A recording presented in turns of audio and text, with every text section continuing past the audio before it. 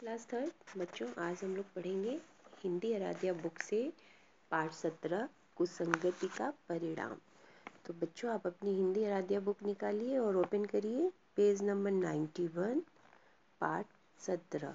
बच्चों, ये आपका लास्ट चैप्टर है, तो आपका ये हिंदी का कोर्स कंप्लीट हो गया और आपको पूरे पाठ 1 से लेकर 17 तक खूब अच्छे से तैयारी करनी है, क्योंकि अब ये पार्ट 1 से लेकर पूरा 17 तक आएगा आपका फाइनल में, है ना। तो आप लोग चैप्टर को बार बार पढ़िए। इससे क्या होगा कि आपको उस पार्ट के बारे में जो भी पूछा जाएगा तो आप उसे बता लेंगे, है ना। तो आप चैप्टर को डेली एक एक चैप्टर डेली आप पढ़ते रहेंगे, ऐसे रीडिंग करते रहेंगे, कहानी की तरह पढ़ेंगे ना, तो बहुत अच्छा लगेगा। फिर आप इसे रोज़ पढ़ेंगे, पढ़ते पढ़ते आपको पूरा चैप्टर के बारे में पता चल जाएगा, पाठ में क्या चीज़ पूछी गई है, क्या है। तो इसके पहले देखिए, कुसंगति का परिणाम के पहले एक और है, गुब्बारे की खोज केवल पठन हेतु। तो इसे आप खुद से पढ़िएगा, है ना। ये भी चैप्टर अच्छा लग रहा है, ठीक है। गुब्बारे की खोज। फिर चलिए आज हम लोग पढ़ते हैं कुसंगति का परिणाम। कुसंगति मतलब बुरी संगति, है ना। तो इसका बुरी संगति का तो हमेशा परिणाम बुरा ही होता है, क्यों बच्चों। तो चलिए इस चैप्टर में देखते हैं कि क्या है इसका कुसंगति का कैसा परिणाम होता है। तो पढ़ते हैं इसमें। किसी किसान के पास एक ऊंट था। देखिए पिक्चर में बना हुआ है ना ऊंट। तो किसान के पास एक ऊंट था। वह दिन भर ऊंट से काम लेता, परंतु चारा पानी ना देता। रात के समय वह ऊंट को खोल देता। ऊंट गांव के बाहर इधर उधर भटक कर पेड़ों की पत्तियां खाकर अपना पेट भरता।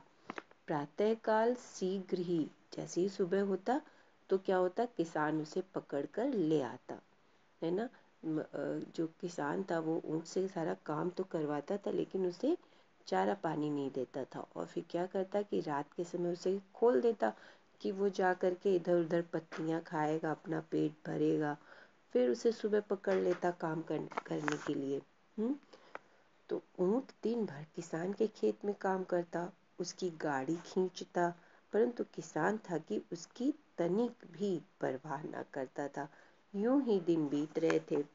एक रात ऊंट की भेंट एक सियार से हुई। सियार ने उससे मित्रता कर ली, दोस्ती कर ली। देखिए यहाँ पे पिक्चर में बना है ना, सियार और ऊंट को दिखाया जा रहा है। तो सियार ने किससे मित्रता कर ली, ऊंट से।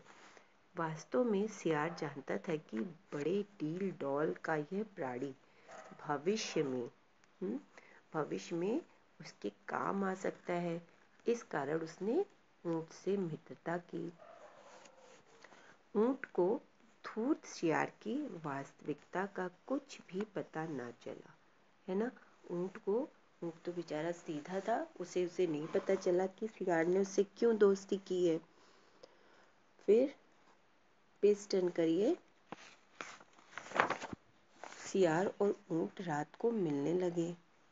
जब वो रात को ऊंट को किसान छोड़ देता था ना खाने के लिए, कि जाए वो अपना पेट भरे, तो इसलिए फिर वहाँ पर सियार उससे रोज मिलने लगा।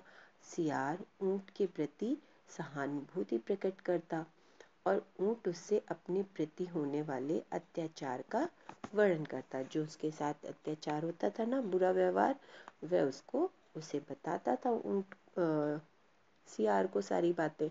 एक रात सियार ने ऊंट से लाभ उठाने का निर्णय कर लिया। रात के समय जब उसकी भेंट ऊंट से हुई तो वह बोला, भाई ऊंट, तुम ये पत्तियां खा खा कर कब तक अपने आप को सताते रहोगे। क्या तुम्हें स्वादिष्ट वस्तुएं खाने का शौक नहीं है। ऊंट बोला, भाई सियार, मेरे भाग्य में कहाँ है ये सब वस्तुएं। मुझे तो पत्तियां मिल जाएं यही बहुत है ना। ऊंट कितना संतोषी था। तो सियार क्या कहता है, वास्तव में सियार को खबर मिली थी कि नदी पार खेत में बहुत तरबूज और खरबूज है। वह उन्हें खाना चाहता था, परंतु नदी पार करना उसके वश में ना था। नदी कैसे पार करता? तो ऊँट पर सवारी करके नदी सरलता से पार की जा सकती थी, इसीलिए उसने ऊँट से दोस्ती की थी, है ना, मतलब के लिए किया था ना उसने। तो फिर क्या हुआ? सियार क्या कहता है, नहीं नहीं, मैं तुम्हें इस प्रकार दुखी होते नहीं देख सकता। आज मैं तुम्हें दावत दूंगा। नदी पार मेरे मित्र का खेत है, मुझे अपनी पीठ पर बैठाकर नदी के पार चलो। वहाँ उसने स्वादिष्ट तरबूज और खरबूज उगाए हैं। तो जो ऊँट था उसकी बातों में आ गया और उसे अपनी पीठ पर बिठा कर चल दिया।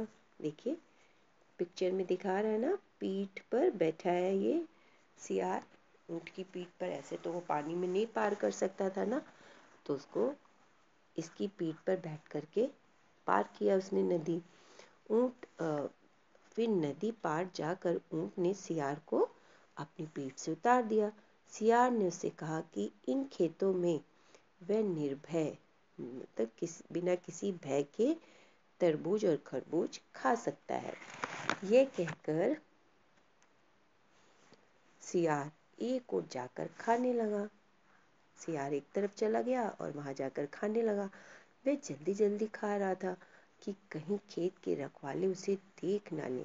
उसने शीघ्र ही जल्दी ही अपना पेट भर लिया, परंतु ऊँट अभी भी तरबूज खा रहा था। बड़ा आकार होने से उसका जो पेट था वो जल्दी नहीं भर रहा था, उसे पेट भरने में देर लग रही थी। जब काफी देर हो गई तो सियार ने सोचा कि यह तो सारी रात खाता ही रहेगा, क्यों न जोर से स्वर निकाल करके, मतलब कि आवाज निकाल कर रखवालों को जगा दूं। वे इसे मार कर खेत से निकाल देंगे और यह वापस चलने को मजबूर हो जाएगा। उसने ऐसा ही किया। जो सियार का ऊंचा स्वर सुनकर रखवाले जाग गए। उन्होंने देखा कि ऊंट सारी फसल चट किए जा रहा है। अब देखो कितना चालाक था सियार, अपना तो उसने पेट जल्दी से भर लिया, फिर ऊंट के लिए उसने रखवाले को जगा दिया। तो जो रखवाले थे तो वो तो ऊंट को ही खाते हुए देख रहे थे। तो उनको लगा कि ये ऊंट ही है जो हमारे खेत की सारी फसल खा रहा है। उन्होंने लाठियों से ऊंट को बहुत मारा। सियार छिप कर सारा तमाशा देखता रहा। इस प्रकार कुसंग के कारण, अच्छी संगति जब नहीं थी तो उसके कारण क्या हुआ, ऊंट को चोरी भी करनी पड़ी और अपितु चोरों वाली मार भी खानी पड़ी। वह समझ गया कि यह सब सियार की शरारत है, परंतु बोला कुछ नहीं। लंगड़ाता हुआ वह खेतों से बाहर भागा और सियार को वहीं छोड़कर नदी में प्रवेश कर गया, है ना। तो देखा बच्चों, कुसंगति का कितना बुरा वो हुआ ना, कि ऊँट को मार भी खानी पड़ी। वैसे वो पत्तियां खा के संतुष्ट रहता था, लेकिन लालच देखिए बुरी बला होती है ना, उसको कितनी मार खानी पड़ी। तो बच्चों ये चैप्टर अच्छा लगा ना? इसी तरह आप सारे फिर से 1 से लेके पूरे 17 तक डेली पढ़िए और अच्छे से शब्द, क्वेश्चन आंसर सब कुछ याद करिए। इसका शब्द अर्थ आप कॉपी में लिखेंगे और जो प्रश्न पेयर है, जब आपने चैप्टर पढ़ लिया है तो ये आप कर लोगे। और इसका जो प्रश्न उत्तर है वह मैं आपको लिख करके दूंगी, ठीक है बच्चों।